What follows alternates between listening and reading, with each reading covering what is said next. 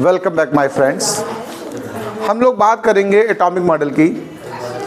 देखिए, Thomson model यानी plum pudding model हो चुका है। थॉम्सन मॉडल की अपार असफलता के बाद आया था रदरफोर्ड मॉडल। रदरफोर्ड ने एक तरीके से बैकग्राउंड इंट्रोड्यूस किया है नील बोर्स के मॉडल का।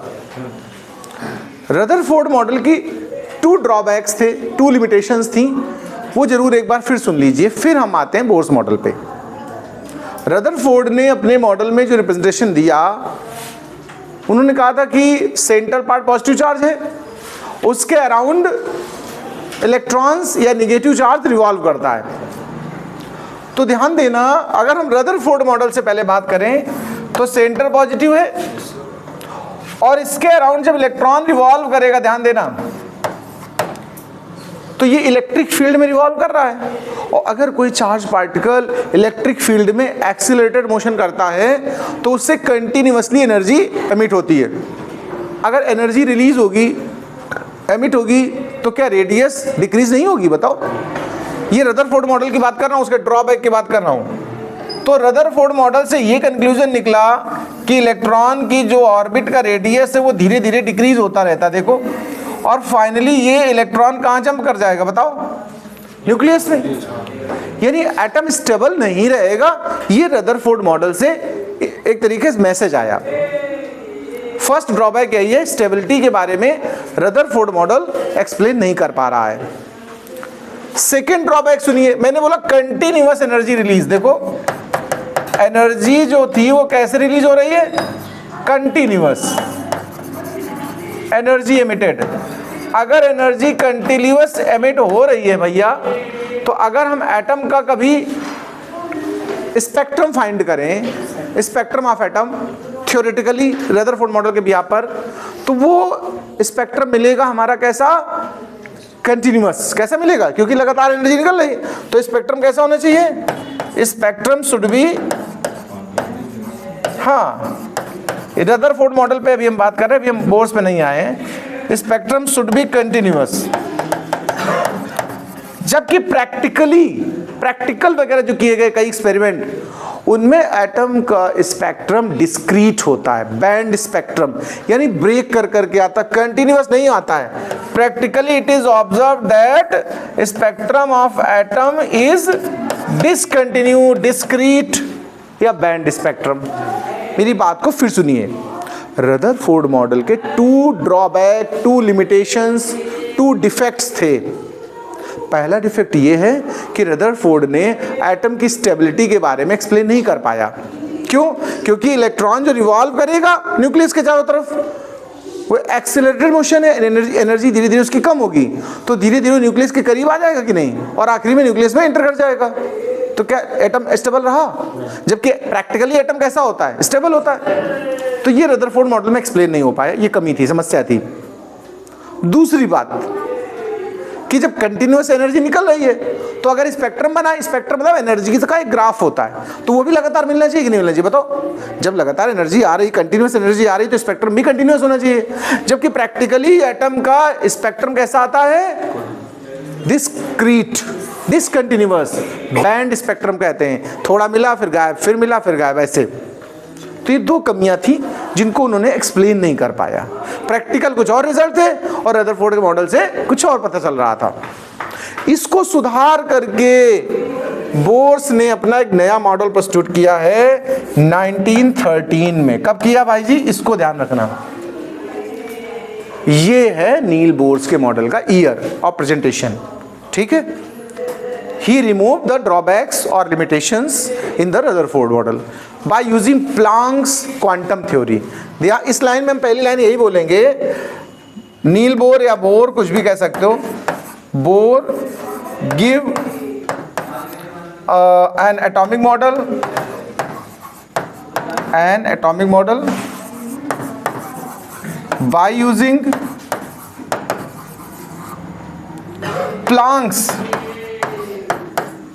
Planck's quantum theory. By using Planck's quantum theory in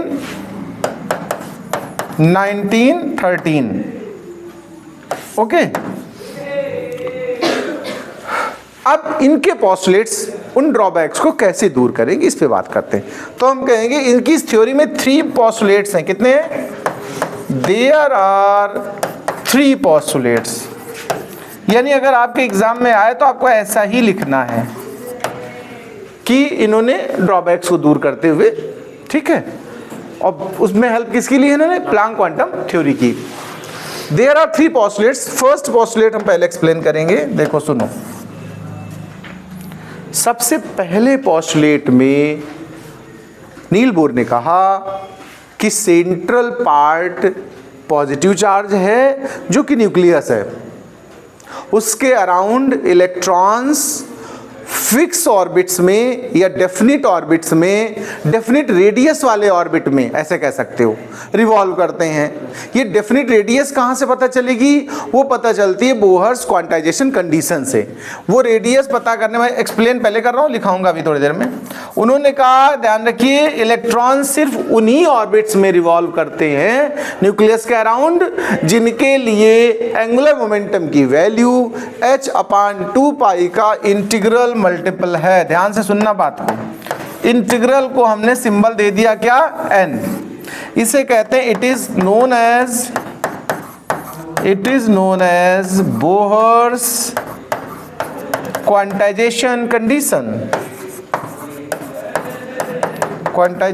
condition. अभी लिखना नहीं, मैं भी इसके ऊपर थ्योरी लिखूंगा थोड़ी, सुनना पहले। यहां पर h क्या है? Planck's constant. ये तो आप पीछे भी कहीं पढ़ चुके होंगे, नहीं पढ़ा है तो इसकी वैल्यू बता दें। S = 6.6 × 10⁻³ joule into second. खैर अभी वापस फिर इसी बात को हम दोबारा लिखते हैं, जो उनका स्टेटमेंट है मैं वो लिखता हूँ। फर्स्ट पोस्टुलेट है क्या? ये तो उसका फॉर्मूला है। पोस्टुलेट सुनिए क्या है, मैं बोल भी रहा हूँ लिख भी रहा हूँ। मैंने कहा, यानी उन्होंने कहा मतलब बोर्स ने, कि इलेक्ट्रॉन्स पॉजिटिव न्यूक्लियस के अराउंड रिवॉल्व करते हैं फिक्स रेडियस वाली या डेफिनिट रेडियस वाली ऑर्बिट्स में, जिनकी रेडियस के लिए कंडीशन है कि इनका angular momentum integral multiple of हो किसका? h/2π का। तो यहां हम कहेंगे negatively charge electrons, negatively charged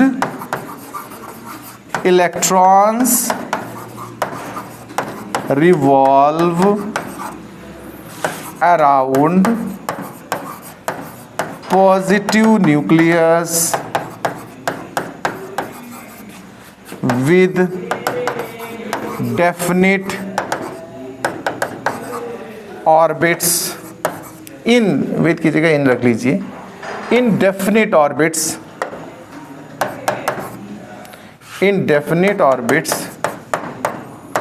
whose angular momentum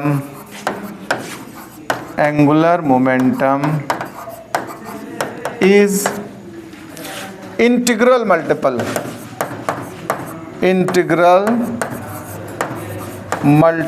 of h/2π। That is, अब ये फॉर्मूला उठेगा। समझ पा रहे हो बात? पहली लाइन में हमने यही कहा कि निगेटिवली चार्ज जो इलेक्ट्रॉन होते हैं वो पॉजिटिवली चार्ज न्यूक्लियस के अराउंड रिवॉल्व करते हैं, लेकिन फिक्स रेडियस या डेफिनिट रेडियस वाले ऑर्बिट में। वो ऑर्बिट के लिए जो एंगुलर मोमेंटम है वो कैसा होना चाहिए? Integral multiple of h/2π। उसी को फॉर्मूले वाइज हमने लिख दिया। ध्यान रखना मेन फॉर्मूला यही, इस बात को डिफिनीशन में लिया गया है कि एंगुलर मोमेंटम का फॉर्मूला होता है क्या? mvr होता है, mvr n time of h/2π। इसी फॉर्मूले का नाम है बोहर्स क्वांटाइजेशन कंडीशन। क्लियर बात?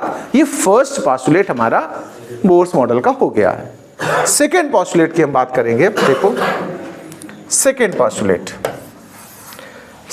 पोस्टुलेट्स में कहा इन्होंने कि इलेक्ट्रॉन्स न्यूक्लियस के अराउंड स्टेशनरी ऑर्बिट में रिवॉल्व करते हैं। इन ऑर्बिट्स में रिवॉल्व करते समय इलेक्ट्रॉन एनर्जी रिलीज नहीं करते, ध्यान रखिएगा, जबकि उनमें एक्सेलरेशन होता है। ठीक है, तो यहां सेकेंड पोस्टुलेट सिर्फ ये लिखना है, electrons revolve in stationary orbits where no energy emission but there is acceleration या accelerated motion, but there is accelerated motion exist। इसका मतलब कभी भी इलेक्ट्रॉन जब फिक्स जगह घूमता रहेगा तो वो कभी कूदेगा ही नहीं न्यूक्लियस में। That is atom remains stationary, atom remains stable भी कह सकते हो, स्टेशनरी कह सकते हो, स्टेबल। तो स्टेबिलिटी एक्सप्लेन हो गई इस मॉडल के अकॉर्डिंग। यानी ये पहला ड्रॉबैक जो रदरफोर्ड में रह गया था कि स्टेबिलिटी नहीं होती है थ्योरी के हिसाब से, प्रैक्टिकली होना चाहिए, वो इन्होंने एक्सप्लेन कर दिया कि नहीं, वो घूमता तो है लेकिन वो ऑर्बिट उसके फिक्स है, वह एनर्जी नहीं रिमिट होती है। जब एनर्जी नहीं रिलीज होगी तो फिर क्या होगा, स्टेबिलिटी बनी रहेगी। इसको नोट करिए, फिर थर्ड ऑर्बिट पे बात करते हैं, थर्ड पोस्टुलेट पे बात करते हैं।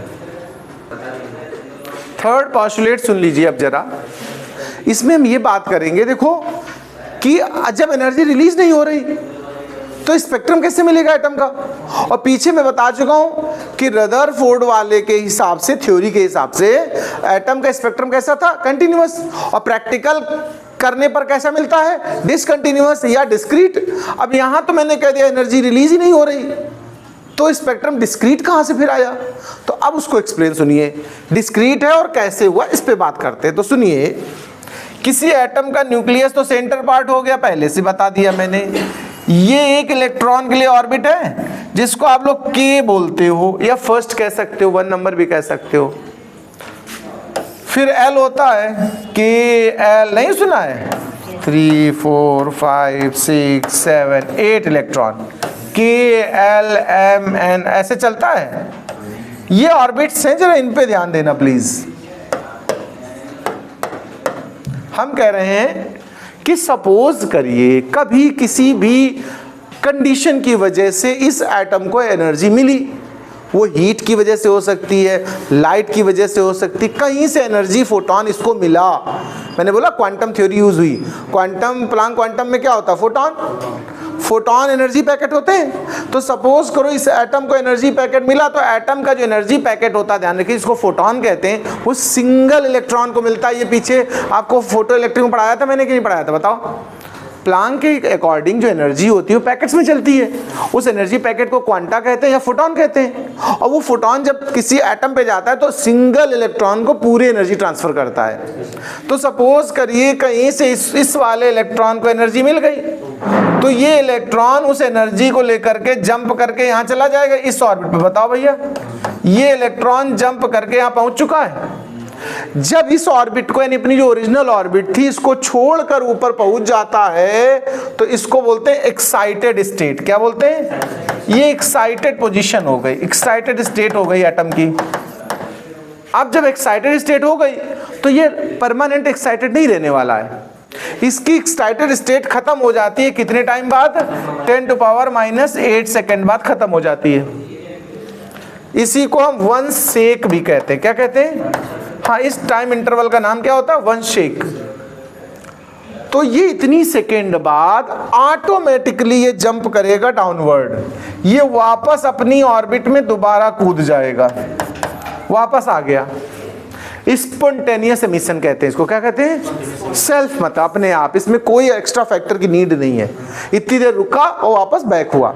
जब बैक होगा, चूंकि ये देखो इसकी एनर्जी लेवल का कोई नाम दे दो E1 और इस वाले का नाम दे दिया हमने E2, तो E1 से E2 गया था एक्स्ट्रा एनर्जी लेकर। तो जब वापस आएगा, उस समय जब ऊपर था तो उसकी एनर्जी कितनी थी, E2, और जब वापस अपने लेवल पे आएगा तो एनर्जी कितनी होनी चाहिए, E1, यानी लेस होनी चाहिए। तो जो डिफरेंस है इन दोनों एनर्जी का, ध्यान से सुनना भैया, E2 ज्यादा है, E1 कम है, यानी अभी इस इलेक्ट्रॉन के पास जो नीचे कूद रहा है, जंप कर रहा है, स्पॉन्टेनियस एमिट हो रहा है, तो उसके पास ज्यादा एनर्जी है कि नहीं, और कितनी एक्स्ट्रा है अपने ओरिजिनल स्टेट में आने से, E2 माइनस E1, इतनी तो एक्स्ट्रा एनर्जी है। तो जितनी एक्स्ट्रा एनर्जी है उतनी एक्स्ट्रा एनर्जी का वो कन्वर्जन कर देगा फोटोन में, और वो फोटोन यहां से रिलीज कर देगा, छोड़ देगा, कहेगा ये एनर्जी हमने डोनेट कर दी, जाए टहले कहीं भी। ये फोटोन H बनेगा, इसको हम फोटोन कहेंगे। क्या कहेंगे भाई साहब? फोटोन। यही फोटोन एनर्जी रिलीज हो गई। तो जब हम स्पेक्ट्रम फाइंड करते हैं प्रैक्टिकली एटम का, तो उसमें ये वाला फोटोन वाली एनर्जी ही दिखती है। हमेशा तो एमिशन होता नहीं फोटोन का, जब जब जंप होगा नीचे तभी तो फोटोन निकलेगा। इसलिए एटम के स्पेक्ट्रम में लगातार नहीं मिलता एनर्जी बैंड, ब्रेक कर करके मिलता है। नहीं, जब मिलेगा तब वो एग्जिस्ट करेगा। तो ध्यान से सुनना, जो एमिटेड फोटोन होगा उसकी एनर्जी उतनी होगी जितना इन दोनों एनर्जी लेवल का डिफरेंस है। तो E2 minus E1 is equal to क्या बोल जाएगा? Hν। Hν is the energy of photon. कौन सा फोटोन? जो एमिट हो रहा है, ठीक है, एमिटेड फोटोन। तो यहां से हम न्यू फाइंड कर सकते हैं। देखो न्यू क्या है, वैसे किसी को पता न्यू क्या होता है? यहाँ फ्रीक्वेंसी। न्यू क्या है? Frequency of emitted photon. Okay, ये जो फॉर्मूला है इसको कहते हैं, this is called Bohr's, this is called Bohr's frequency condition. क्या इसको बोलते हैं भैया जी? फ्रीक्वेंसी कंडीशन है ये, ठीक है भाई। ये बोर की फ्रीक्वेंसी कंडीशन। इसमें लिखना क्या है ये भी समझ लो। ये डायग्राम तो बनाना ही बनाना है आपको, जिससे आप इजीली समझा पाएं। अब ये जरूर है, मैंने कई बार ऊपर नीचे किया है इस बात को, आप अपने हिसाब से भी चेंज, वैसे ऐसे ही बना दो। क्या ये गया, फिर ये उतरा, फिर ये निकल गया बाहर, पूरी प्रोसेस हो गई। इसमें लिखते हैं, इसी बात को एक्सप्लेन करते हुए हम लिखेंगे क्या, थोड़ा डायग्राम तो बनाना ही तुम्हें, फॉर्मूला यही आएगा। हम लिखेंगे ये कि इन एनी हाउ, हमें ये लॉजिक नहीं बताना कि कहाँ से मिल रही एनर्जी, हमें बताना मिल रही है उसको। In any how if atom gets energy then this total energy, bracket में फोटोन लिख देना, given to single electron, this single electron becomes excited and goes to higher state. Okay, और लेट कर देंगे from E1 to E2।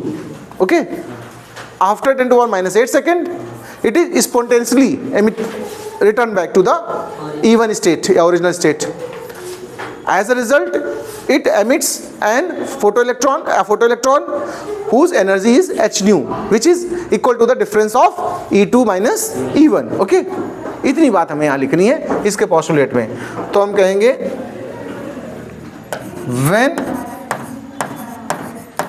any atom gets energy from anyhow, then this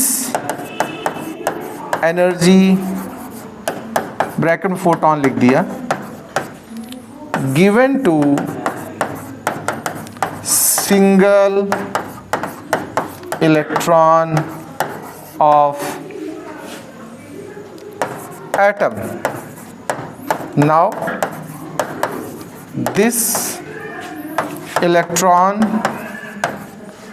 goes to higher energy state, bracket में लिख देना from E1 to E2, but after 10⁻⁻8 second this excited electron return back to E1 state by giving photoelectron